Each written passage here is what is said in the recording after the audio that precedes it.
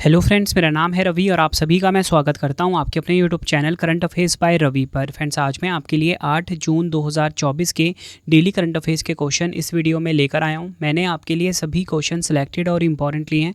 अगर आप किसी भी एग्जाम की तैयारी कर रहे हो, ये वीडियो आपके लिए काफ़ी ज़्यादा यूज़फुल रहने वाला है। फ्रेंड्स, मैं आपको बताना चाहता हूँ कि यूट्यूब की ये पहली ऐसी क्लास होती है जहाँ पर आपको डेली के मोस्ट इंपॉर्टेंट 15+ क्वेश्चन कराए जाते हैं कम टाइम में 100% रिजल्ट के लिए। और आपको बताना चाहता हूँ कि मैं आपको ना हर दिन फ्री में टेस्ट भी प्रोवाइड करता हूं अपने mobile application Ravi study GK पे। और इसी के साथ आपको बताना चाहता हूं कि इस वीडियो में आप सभी के लिए लास्ट में मैंने 2 नई चीज़ ऐड करी है। वो ये करी है कि मैं आपको हर दिन टॉपिक वाइज करंट अफेयर्स के टॉप 10 क्वेश्चन करवाता हूँ। हर दिन नया टॉपिक होता है और आज मैंने आपके लिए खेल पुरस्कार के टॉप 10 क्वेश्चन रखे हैं। और इसी के साथ इस वीडियो में स्टैटिक जीके का बूस्टर भी होता है जिसमें कि मैं आपको जीएस में भूगोल पढ़ा रहा हूँ, ठीक है। और हर दिन एक नया टॉपिक होता है इसमें। अगर आप फ्रेंड्स करंट अफेयर क्लास मुझसे आप ले रहे हो, करंट अफेयर्स में तो आप एक्सपर्ट होंगे ही, साथ में ही आपका जीएस भी काफ़ी स्ट्रांग हो जाएगा। मतलब अब आपकी करंट अफेयर्स और जीएस की बिल्कुल टेंशन ख़त्म हो जाएगी। तो चलिए हम स्टार्ट कर लेते हैं पहले क्वेश्चन से। पहला क्वेश्चन करवाने से पहले कल जो हमने 15 क्वेश्चन पढ़े थे ना, उनको फटाफट से एक बार रिवीजन कर लेते हैं। तो हमारा पहला क्वेश्चन था, फर्स्ट क्वेश्चन है हमारा, वर्ष 2025 में कौन सा देश 81वीं अंतर्राष्ट्रीय वायु परिवहन संघ यानी कि IATA वार्षिक आम बैठक की मेज़बानी करेगा? भारत का नई दिल्ली। वर्ष 2024 में कौन 20 वर्षों में दोबारा सांसद चुने जाने वाले पहले लोकसभा अध्यक्ष बने हैं? आंसर हो जाएगा ओम बिरला। विश्व खाद्य सुरक्षा दिवस 2024 कब मनाया गया? 7 जून को। थीम है खाद्य सुरक्षा अप्रत्याशित के लिए तैयार रहें। इंग्लिश में होगा food safety prepare for unexpected. Next है, भारत के किस शहर में खगोलीय पर्यटकों को बढ़ावा देने के उद्देश्य से पहली नक्षत्र सभा का आयोजन किया गया है? उत्तराखंड के मसूरी में। जून 2024 में कौन अंतर्राष्ट्रीय क्रिकेट के इतिहास में 600 छक्के लगाने वाले विश्व के पहले क्रिकेट खिलाड़ी बन गए हैं? रोहित शर्मा। नेक्स्ट है, भारत के किस पड़ोसी देश ने इजरायली पासपोर्ट धारकों पर प्रतिबंध लगाने की घोषणा की है? आंसर हो जाएगा मालदीव। जून 2024 में किसने अंतरिक्ष में 1000 दिन बिताने वाले पहले व्यक्ति बनकर एक ऐतिहासिक उपलब्धि हासिल करी है? आंसर हो जाएगा ओलेग कोनोनेंको। एक पेड़ माँ के नाम अभियान की शुरुआत किसके द्वारा की गई है? आंसर हो जाएगा प्रधानमंत्री नरेंद्र मोदी जी के द्वारा। वर्ष 2023-24 में कौन सा देश भारत का तीसरा सबसे बड़ा निर्यात गंतव्य बनकर उभरा है? नीदरलैंड। किस सीट के मतदाताओं ने लोकसभा चुनाव में इनमें से कोई नहीं यानी कि नोटा विकल्प चुनकर एक नया रिकॉर्ड बनाया? मध्य प्रदेश के इंदौर ने। नेक्स्ट है हमारा क्वेश्चन रिवीजन का, जून 2024 में किसे कुवैत का नया क्राउन प्रिंस घोषित किया गया है? शेख सबा खालिद अल सबा। संयुक्त राष्ट्र रूसी भाषा दिवस 2024 कब मनाया गया? 6 जून को। नीले रंग की चींटी की नई प्रजाति जिसका नाम है पैरा ट्रैचिना नीला की खोज किस राज्य में की गई है? अरुणाचल प्रदेश में। लोकसभा चुनाव 2024 में सबसे अधिक वोटों के अंतर से जीतने वाले सांसद कौन बने? शंकर लालवानी। आखिरी क्वेश्चन है रिवीजन का, जून 2024 में किसने हरियाणा के रोहतक में जीएसटी भवन का उद्घाटन किया है? संजय कुमार अग्रवाल। फ्रेंड्स, ये आपको मैंने 15 इंपॉर्टेंट क्वेश्चन का रिवीजन भी करवा दिया। अब फ्रेंड्स हम शुरू कर लेते हैं आज के पहले क्वेश्चन से। और आपको बताना चाहता हूँ रवि स्टडी जी के मोबाइल एप्लीकेशन को आप ज़रूर इंस्टॉल कर लेना। जो मैं आपको पढ़ाता हूँ शाम को उसका टेस्ट भी लेता हूँ। यकीन मानिए आप करंट अफेयर के एक्सपर्ट हो जाओगे जिस तरीके से मैं आपको पढ़ाता हूँ, ठीक है। टेस्ट आप लेकिन ज़रूर देना। तो चलिए शुरू करते हैं पहले क्वेश्चन से। पहला क्वेश्चन है हमारा, किसे कर्मचारी राज्य बीमा निगम यानी कि ESIC के महानिदेशक के रूप में नियुक्त किया गया है? राइट आंसर हो जाएगा ऑप्शन ए कमल किशोर सोन। कमल किशोर सोन को कर्मचारी राज्य बीमा निगम यानी कि ESIC का महानिदेशक बनाया गया है। डिटेल में अगर हम समझें, कमल किशोर सोन ने श्रम एवं रोजगार मंत्रालय के अंतर्गत कर्मचारी राज्य बीमा निगम यानी कि ESIC के महानिदेशक का अतिरिक्त कार्यभार संभाला है। ये झारखंड कैडर के वरिष्ठ IAS अधिकारी हैं। अगर हम बात करें ESIC की यानी कि कर्मचारी राज्य बीमा निगम की, 24 फरवरी 1952 को इसकी स्थापना हुई थी। मुख्यालय नई दिल्ली में है और मूल विभाग कौन है? श्रम एवं रोजगार मंत्रालय। और इसके मंत्री कौन है? भूपेंद्र यादव। ये आपको ध्यान रखना है। देखो फ्रेंड्स, यहाँ पे मैंने आपको ये तो बता बता दिया कि कमल किशोर सोन ये बने हैं ESIC के नए महानिदेशक, यानी कि कर्मचारी राज्य बीमा निगम के नए महानिदेशक। फ्रेंड्स अगर आप बाकी के ऑप्शन देखो यहाँ पे, ये सारे नाम आपको जाने पहचाने लग रहे होंगे। तो कैसे लग रहे हैं ये आपको बताता हूँ। देखो फ्रेंड्स, यहाँ पे बात हुई है इदाशीशा नोंगरांग की, तो ये बनी है मेघालय की पहली महिला पुलिस महानिदेशक। ठीक है, ये आपको ध्यान रखना है। और इसी के साथ अगर हम बात करें JS सिदाना जो हैं ये EME यानी कि इलेक्ट्रॉनिक और मैकेनिकल इंजीनियर्स, जो कि फ्रेंड्स एक आर्मी का ही एक डिपार्टमेंट होता है, इसमें इसके ना 33वें महानिदेशक बने हैं JS सिदाना। और इसी के साथ अगर हम बात करें शेफाली B शरण, इनको नाम तो आपने कई बार सुन लिया होगा न्यूज़ में, तो ये बनी है प्रेस सूचना ब्यूरो यानी कि PIB की प्रधान महानिदेशक। नेक्स्ट है हमारा क्वेश्चन, जून 2024 में नासा के बोइंग स्टार लाइनर पर सवार होकर अंतरिक्ष में उड़ान भरने वाली भारतीय मूल की पहली महिला कौन बन गई है? राइट आंसर हो जाएगा इस क्वेश्चन का ऑप्शन ए सुनीता विलियम्स।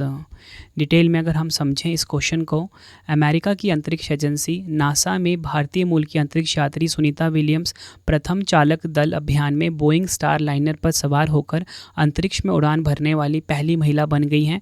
यह उड़ान फ्लोरिडा के cap Canaveral space force station में स्पेस लॉन्च कॉम्प्लेक्स 41 से यूनाइटेड लॉन्च अलायंस के एटलस V रॉकेट से भरी गई है। आपको बताना चाहता हूँ, स्टार लाइनर मिशन का उद्देश्य भविष्य के नासा अभियानों के लिए अंतरिक्ष यात्रियों और आवश्यक सामग्री को पृथ्वी की निचली कक्षा और उससे आगे तक ले जाना है। बात फ्रेंड्स यहाँ पे नासा की हुई है। नासा जो है अमेरिका की स्पेस एजेंसी है और भारत की स्पेस एजेंसी क्या है? इसरो, जिसका हेडक्वार्टर कहाँ पर है? बेंगलुरु कर्नाटक में, और एस सोमनाथ अध्यक्ष हैं। बात नासा की हुई है, full form national aeronautics and space administration होता है। इसकी स्थापना हुई थी 29 जुलाई 1958 को। मुख्यालय वाशिंगटन DC USA में है और प्रशासक हैं बिल नेल्सन।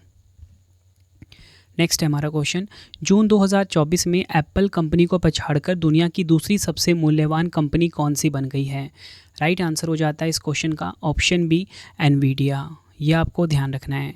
डिटेल में अगर हम समझें, अमेरिका की सेमीकंडक्टर चिप बनाने वाली कंपनी एनवीडिया एप्पल को पीछे छोड़कर दुनिया की दूसरी सबसे मूल्यवान कंपनी बन गई है। शेयर में आई तेज़ी से एनवीडिया का बाजार पूंजीकरण उछलकर $3.011 ट्रिलियन पर पहुंच गया है। वहीं एप्पल का मार्केट कैप $3 ट्रिलियन है। दुनिया की सबसे मूल्यवान company Microsoft $3.151 trillion market cap के साथ पहले नंबर पे है।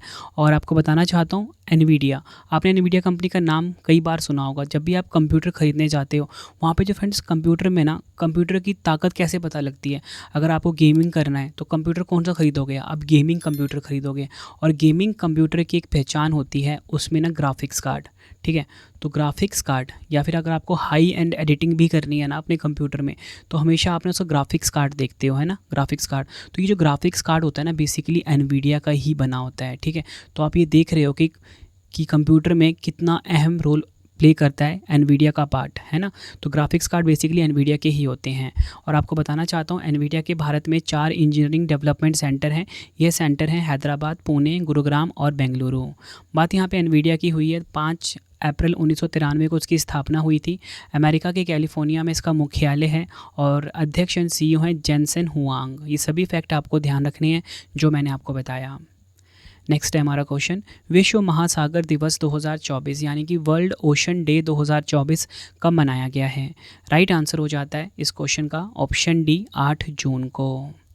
डिटेल में अगर हम समझें इस क्वेश्चन को, विश्व महासागर दिवस हर साल 8 जून को मनाया जाता है। इस दिन का उद्देश्य महासागरों के महत्व को उजागर करना और उनके संरक्षण के प्रति जागरूकता बढ़ाना है। अगर हम बात करें वर्ष 2024 की थीम क्या है विश्व महासागर दिवस की, तो वो है नई गहराइयों को जगाओ। इंग्लिश में क्या होगा? Awaken new depths. साल 2009 में पहली बार विश्व महासागर दिवस मनाया गया था। देखो फ्रेंड्स, दिवस और थीम वाले क्वेश्चन तो एग्ज़ाम के लिए इंपॉर्टेंट होते ही हैं। अगर थीम छोटी हो जाए ना तो एग्ज़ाम के लिए मोस्ट इंपॉर्टेंट हो जाती है। तो मैंने यहाँ पे आपको ये बताया कि विश्व महासागर दिवस 2024 की जो थीम थी वो थी नई गहराइयों को जगाओ, ठीक है। थीम छोटी है और एग्ज़ाम के लिए काफ़ी इंपॉर्टेंट हो जाएगी। और कभी भी ना आपको थीम ना इंग्लिश में भी याद रखना है। कभी कभी क्या होता है, एग्जामिनर हिंदी में ना लिखकर इंग्लिश में थीम लिख देता है। तो थीम क्या है इंग्लिश में? Awaken new depths. देखो फ्रेंड्स, यहाँ पे मैंने आपको क्या बताया, यहाँ पे मैंने आपको बताया कि 8 जून को ना विश्व महासागर दिवस मनाया गया है, ठीक है। तो बाकी के ऑप्शन भी हम एक बार डिस्कस कर लेते हैं कि ये जो जून वाले और दिन है, इस दिन कौन कौन सा दिवस मनाया जाता है। सबसे पहले हम बात करेंगे 2 जून की। 2 जून को फ्रेंड्स तेलंगाना स्थापना दिवस मनाया गया है, या बोलो तेलंगाना गठन दिवस मनाया गया है, ठीक है। अगर हम बात करें 5 जून की, काफ़ी इंपॉर्टेंट दिवस है इस दिन, वो है पर्यावरण दिवस। यहाँ पे लिख देता हूँ मैं आपके लिए, वर्ल्ड इन्वायरमेंट डे मनाया जाता है, यानी कि विश्व पर्यावरण दिवस मनाया जाता है 5 जून को। इसी के साथ अगर हम बात करें 3 जून को, 3 जून को मनाया गया है विश्व साइकिल दिवस, ठीक है। और मैंने आपको बताया 8 जून को विश्व महासागर दिवस। ये चारों के चारों दिवस जो मैंने आपको साथ साथ में रिवाइज़ करवा दिया ना, एग्ज़ाम के लिए काफ़ी इंपॉर्टेंट है। नेक्स्ट है हमारा क्वेश्चन, जून 2024 में नेशनल कंपनी लॉ ट्रिब्यूनल यानी कि NCLT ने एयर इंडिया और किस एयरलाइन के विलय को मंजूरी दे दी है। राइट आंसर हो जाएगा ऑप्शन सी, विस्तारा। डिटेल में अगर हम समझें इस क्वेश्चन को, नेशनल कंपनी लॉ ट्रिब्यूनल यानी कि NCLT ने एयर इंडिया और विस्तारा के विलय को मंजूरी दे दी है, जो दुनिया के सबसे बड़े एयरलाइन समूह में से एक के गठन की दिशा में एक महत्वपूर्ण कदम है। इस मर्जर के बाद देश की दोनों प्रमुख एयरलाइनों का संयुक्त संचालन शुरू हो जाएगा।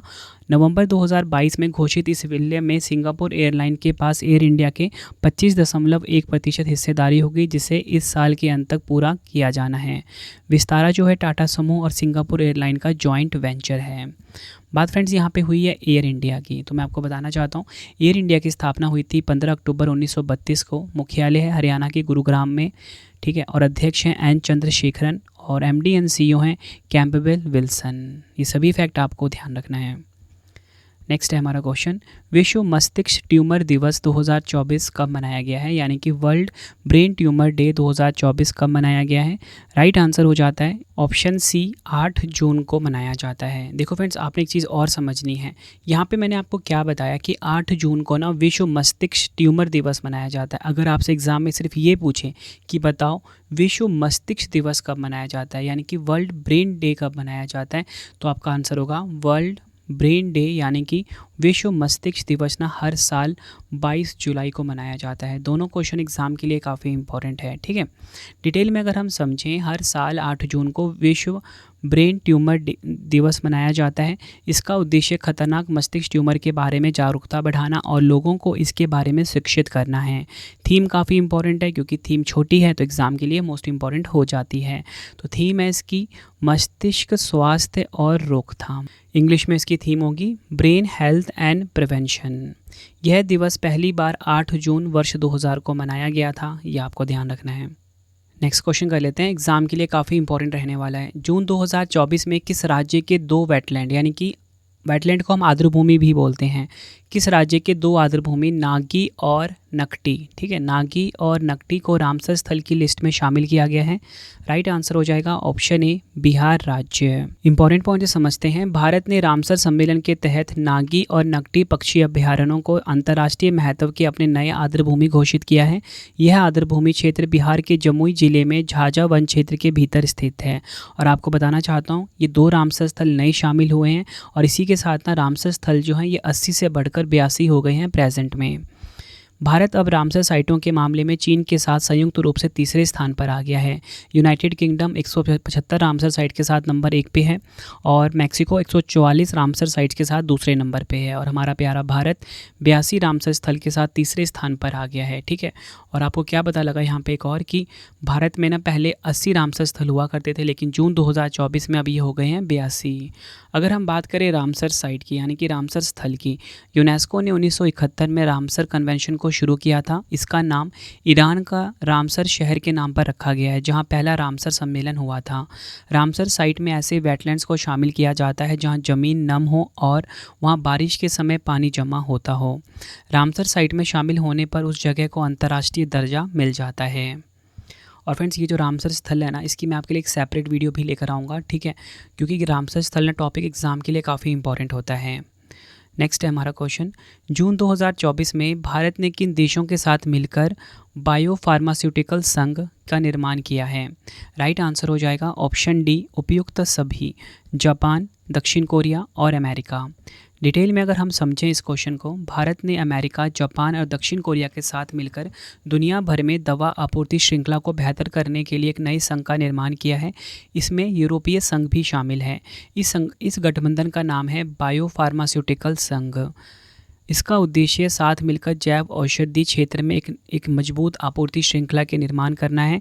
इसी के साथ अगर हम आगे समझें, इस गठबंधन की उद्घाटन बैठक बायो इंटरनेशनल कन्वेंशन 2024 के दौरान सैन डिएगो में आयोजित की गई है। अगला क्वेश्चन है हमारा, चर्चा में रहे ऑपरेशन अनथिंकेबल का संबंध किस देश से है? राइट आंसर हो जाएगा ऑप्शन डी, रूस देश से है। डिटेल में अगर हम समझें इस ऑपरेशन अनथिंकेबल को, उससे पहले मैं आपको बता दूं, रूसी राष्ट्रपति व्लादिमीर पुतिन द्वारा अमेरिका के नेतृत्व वाले नाटो सैन्य गठबंधन को तीसरे विश्व युद्ध की चेतावनी जारी करने के महीनों बाद एक रूसी विशेषज्ञ ने दावा किया है कि रूस ऑपरेशन अनथिंकेबल को अंजाम देकर एक दिन के अंदर ब्रिटेन और फ्रांस की परमाणु क्षमता को ख़त्म कर सकता है। चूंकि यूक्रेन के खिलाफ रूस का युद्ध खत्म नहीं हुआ है, इसलिए व्लादिमीर पुतिन सरकार कथित तौर पर मोबाइल परमाणु आश्रयों के निर्माण के लिए प्रमुख शहरों में 3,30,000 पाउंड का निवेश कर रही है। आगे अगर हम समझें ऑपरेशन अनथिंकेबल के बारे में, 1945 के दौरान यूएसएसआर के खिलाफ British chief of staff committee द्वारा विकसित 2 संबंधित संभावित भविष्य की युद्ध योजनाओं को दिया गया नाम था। बात यहाँ पे रूस की हुई है। रूस ना यूरोप और एशिया महाद्वीप में स्थित एक देश है। राजधानी इसकी मॉस्को है। मुद्रा है रूसी रूबल।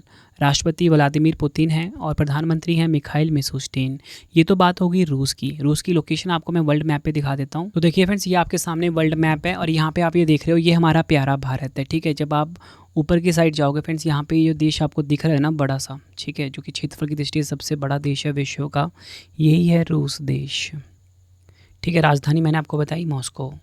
नेक्स्ट है हमारा क्वेश्चन, जून 2024 में स्वदेशी वायु गुणवत्ता निगरानी प्रणाली AQAIMS और एयर प्रवाह ऐप किसने विकसित किया है या किसने लॉन्च किया है? राइट आंसर हो जाएगा ऑप्शन ए, इलेक्ट्रॉनिक्स और सूचना प्रौद्योगिकी मंत्रालय ने। डिटेल में अगर हम समझें, इलेक्ट्रॉनिक्स और IT मंत्रालय के सचिव S कृष्णन ने विश्व पर्यावरण दिवस के अवसर पर स्वदेशी वायु गुणवत्ता निगरानी प्रणाली यानी कि AQAIMS का उद्घाटन किया और एयर प्रवाह ऐप को लॉन्च किया है। इन्हें इलेक्ट्रॉनिक्स और सूचना प्रौद्योगिकी मंत्रालय द्वारा समर्थित प्रौद्योगिकियों के तहत विकसित किया गया है, ये आपको ध्यान रखना है। AQAIMS में real time air quality index monitoring के लिए एयर प्रवाह नामक मोबाइल एप्लीकेशन शामिल है। यह त्वरित setup, real time data visualisation, unit रूपांतरण, AQI तुलना, मल्टी डिवाइस सपोर्ट, डेटा विश्लेषण उपकरण, रिमोट मॉनिटरिंग और स्वचालित अपडेट प्रदान करता है। नेक्स्ट है हमारा क्वेश्चन, जून 2024 में वायु प्रदूषण से निपटने के लिए किस राज्य की सरकार ने 10,000 करोड़ रुपए की परियोजना शुरू करने की घोषणा की है? राइट आंसर हो जाता है इस क्वेश्चन का ऑप्शन डी, हरियाणा। यह आपको ध्यान रखना है। डिटेल में अगर हम समझें, हरियाणा के मुख्य सचिव TVSN प्रसाद ने राज्य में वायु प्रदूषण से निपटने के लिए विश्व बैंक द्वारा वित्त पोषित 10,000 करोड़ रुपए की परियोजना शुरू करने की घोषणा की है। परियोजना का प्रारंभिक चरण हरियाणा के वायु गुणवत्ता निगरानी ढांचे को उन्नत करने पर केंद्रित है। इसमें अत्याधुनिक प्रयोगशाला की स्थापना और मौजूदा प्रयोगशालाओं का आधुनिकीकरण शामिल है।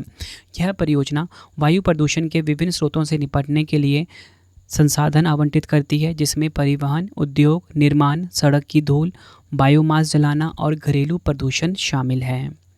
बात फ्रेंड्स यहाँ पे हरियाणा की हुई है। 1 नवंबर 1966 को इसकी स्थापना हुई थी। राजधानी है चंडीगढ़। मुख्यमंत्री हैं नायब सिंह सैनी। राज्यपाल हैं बंडारू दत्तात्रेय।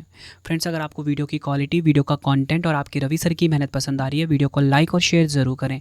कमेंट बॉक्स में अपना फीडबैक भी दें कि वीडियो कैसी लगती है।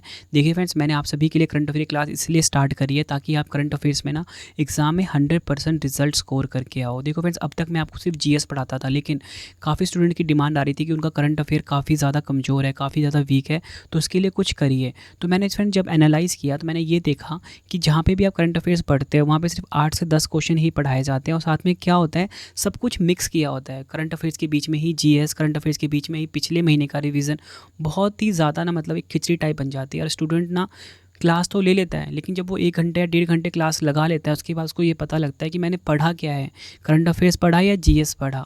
तो मैंने इसी प्रॉब्लम को ख़त्म कर दिया और मैं आपको ना सिर्फ करंट अफेयर्स पे ही पढ़ाने में फोकस करता हूँ स्टार्टिंग में, और मैंने हर चीज़ को इसमें टाइम दिया हुआ है। देखो जैसे वीडियो के लास्ट में आपको टॉपिक वाइज भी पढ़ाऊँगा मैं, ठीक है फ्रेंड्स। बस अगर आपको मेरी मेहनत पसंद आ रही है ना, बस वीडियो को लाइक और शेयर करिए फ्रेंड्स, ठीक है। और लाइक का टारगेट हमने आज रखा है 2000 लाइक का, तो आप सभी इस वीडियो को लाइक और शेयर ज़रूर करें। नेक्स्ट है हमारा क्वेश्चन, इंडो पैसिफिक आर्थिक ढांचा यानी कि IPEF स्वच्छ अर्थव्यवस्था निवेशक फोरम 2024 कहाँ पर आयोजित हुई है? राइट आंसर हो जाएगा ऑप्शन बी, सिंगापुर।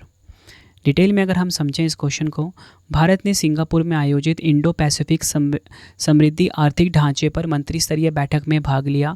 इस प्रतिनिधि मंडल का नेतृत्व वाणिज्य विभाग के सचिव श्री सुनील बर्थवाल ने किया है। IPEF के सदस्य देशों ने उन समझौते पर हस्ताक्षर किए जो 21वीं सदी की चुनौतियों का समाधान करने और एक महत्वपूर्ण क्षेत्र में आर्थिक जुड़ाव को मजबूत करने के लिए अपनी तरह के पहले दृष्टिकोण हैं।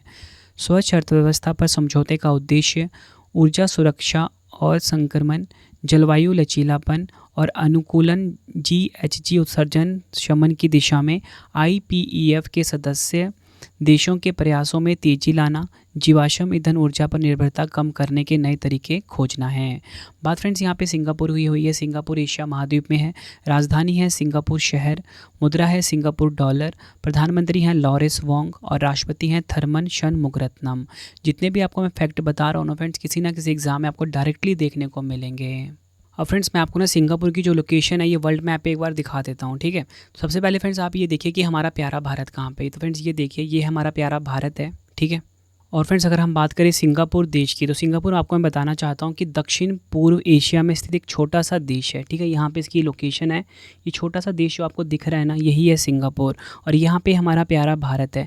अब हम इसको ना रिलेट करने की कोशिश करते हैं। देखो अब मैं जूम करूँगा, आपको ये लोकेशन दिख जाएगा सिंगापुर का, ठीक है। देखिए फ्रेंड्स, ये हमारा प्यारा भारत हुआ और ये छोटा सा आपको देश दिख रहा है ना यहाँ पे, ये वाला, यही है सिंगापुर देश। आई होप आपको ये पता लग गया होगा। नेक्स्ट है हमारा क्वेश्चन, जून 2024 में पुनः सक्रिय हुआ किलाउता ज्वालामुखी कहाँ स्थित है? राइट आंसर हो जाएगा इस क्वेश्चन का ऑप्शन डी, अमेरिका में। डिटेल में अगर हम समझें इस क्वेश्चन को, अमेरिकी भूवैज्ञानिक सर्वेक्षण के हवाई ज्वालामुखी वेधशाला के अनुसार किलाउआ ज्वालामुखी फटना शुरू हो गया है। आगे अगर हम समझें, वेधशाला के अनुसार लावा हवाई ज्वालामुखी राष्ट्रीय उद्यान के भीतर किलाउआ के कालडेरा के लगभग 1 मील दक्षिण में स्थित दरारों से निकल रहा है। इस स्थान पर अंतिम विस्फोट दिसंबर 1974 में हुआ था। नेक्स्ट है हमारा क्वेश्चन, अनारक्षित सीट से जीतने वाली सबसे कम उम्र की आदिवासी महिला सांसद कौन बनी है? राइट आंसर हो जाएगा option A, Priyanka Jarkiholi. Detail में अगर हम समझें, कांग्रेस की प्रत्याशी प्रियंका सिंह जारकीहोली कर्नाटक की अनारक्षित सीट चिकोडी से जीती है। यह अब तक की सबसे युवा महिला आदिवासी सांसद हैं। उन्होंने बीजेपी के उम्मीदवार अन्ना साहब शंकर जोले को 90,834 वोटों से हराया है। उनके पिता सतीश जारकीहोली कर्नाटक सरकार में लोक निर्माण मंत्री हैं।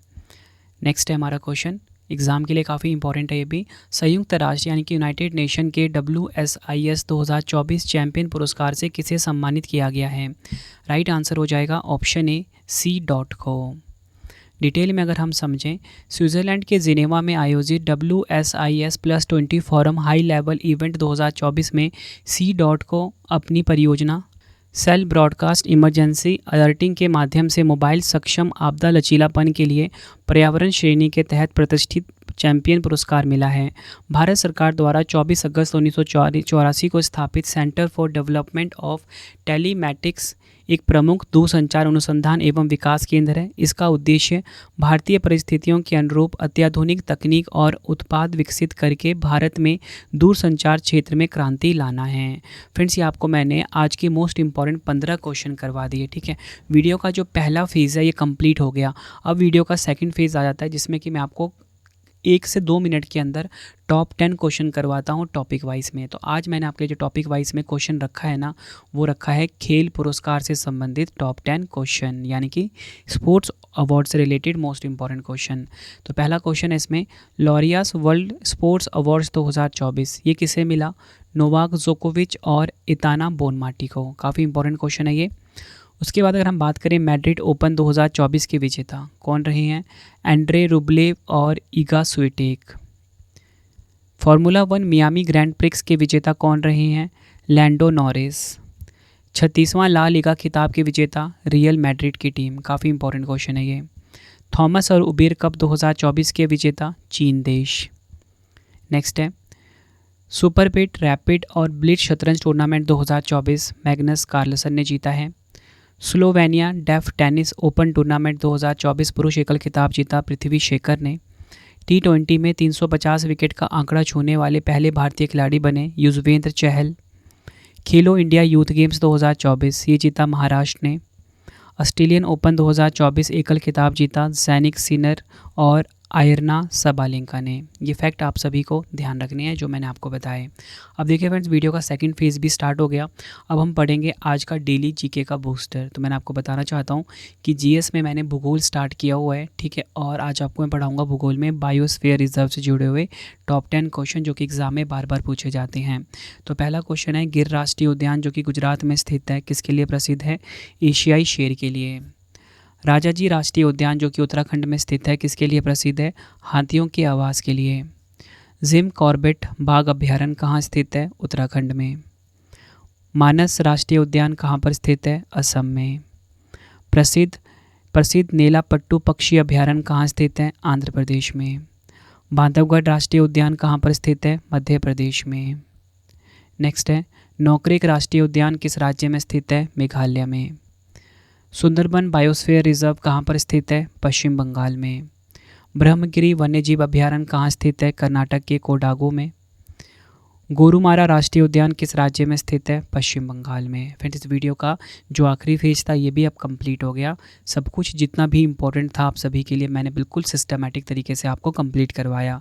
अब आपके लिए 2 क्वेश्चन का टेस्ट है जिसका आंसर आप सभी ने कॉमेंट बॉक्स में देना है। फ्रेंड देखो, ये 2 क्वेश्चन का टेस्ट मैं इसलिए लेता हूँ आपसे, बस मैं ये देखना चाहता हूँ कि कितने स्टूडेंट सीरियस हैं जो कि वीडियो एंड तक देख रहे हैं और लास्ट में टेस्ट भी लगा रहे हैं, ठीक है। ये वही स्टूडेंट हैं फ्रेंड जो एग्ज़ाम में ना सबसे ज़्यादा स्कोर करके आएंगे, जो टेस्ट देते हैं, ठीक है। तो चलिए, आप सभी के लिए 2 टेस्ट का पहला क्वेश्चन आ गया है। विश्व महासागर दिवस 2024 कब मनाया गया, 4 ऑप्शन है आपके पास। दूसरा क्वेश्चन है, जून 2024 में किस राज्य के 2 वेटलैंड्स नागी और नकटी को रामसर स्थल की लिस्ट में शामिल किया गया है, 4 ऑप्शन है। दोनों क्वेश्चन का आंसर आपने कमेंट बॉक्स में देना है। वीडियो कैसी लगी आपने अपना फीडबैक भी ज़रूर देना है। अब आपके लिए फ्रेंड्स एक इंपॉर्टेंट इन्फॉर्मेशन आ गई है कि आपके रवि सर की जो ई बुक की वेबसाइट है वो आपको पता होनी चाहिए, www.ravibookspdf.com। यहाँ पे आप जाके हमारी करंट अफेयर्स की ई book, geography, polity, history, GS all subject की बुक को बाय करके अपने एग्ज़ाम की तैयारी को बहुत मजबूत बना सकते हो। बेस्ट कंटेंट रखा है आपके रवि सर ने अपनी ई बुक्स में, ठीक है। टेलीग्राम ज़रूर ज्वाइन कर लेना, यहाँ पे आपको डेली पीडीएफ्स मिल जाती हैं, ठीक है। तो टेलीग्राम है करंट अफेयर्स बाय रवि नाम से, इसको आप ज्वाइन कर लेना, ठीक है। और सबसे ज़्यादा इंपॉर्टेंट इन्फॉर्मेशन कि देखो, मैं आपको जो डेली के क्वेश्चन करवाता हूँ ना, शाम को इसका टेस्ट भी लेता हूँ। टेस्ट बिल्कुल फ्री है आप सभी के लिए। आपको मोबाइल ऐप इंस्टॉल करना है रवि स्टडी जीके, यहाँ पे आपको फ्री टेस्ट वाला ऑप्शन मिलेगा। यहाँ पे जाके आप डेली करंट अफेयर का टेस्ट लगा सकते हो। फ्रेंड्स, बहुत ही बेस्ट ऐप आप सभी के लिए मैंने डिज़ाइन किया है। फिलहाल तो इसमें मैंने फ्री टेस्ट ही ऐड करा आप सभी के लिए डेली करंट अफेयर्स का, बाकी सारे खाली पड़े हैं अभी, ठीक है। देखिए फ्रेंड्स, कुछ स्टूडेंट ऐसे हैं जिन्होंने ना इस एप्लीकेशन की रेटिंग ख़राब कर दी है। आई डोंट नो क्यों ख़राब करी है, किसी के कहने पे ख़राब करी है मुझे नहीं पता, लेकिन रेटिंग ख़राब कर दी गई है। आप सभी से छोटी सी रिक्वेस्ट यही है कि प्ले स्टोर पर जाके फ्रेंड्स आप इसकी रेटिंग को बढ़ा सकते हो। 4 स्टार या 5 स्टार दे देना फ्रेंड्स, ठीक है। और अच्छा सा कमेंट भी, फीडबैक भी दे देना ताकि फ्रेंड्स लोगों को ये लगे कि ऐप सच में बिल्कुल सही है। फ्रेंड्स, कुछ स्टूडेंट ने पता नहीं क्यों किया ऐसा, मुझे खुद नहीं पता, ठीक है। वीडियो कैसी लगी कमेंट बॉक्स में ज़रूर बताएं। तो चलिए फ्रेंड्स, अब हम मिलते हैं नेक्स्ट वीडियो में। Thank you and wish you all the best.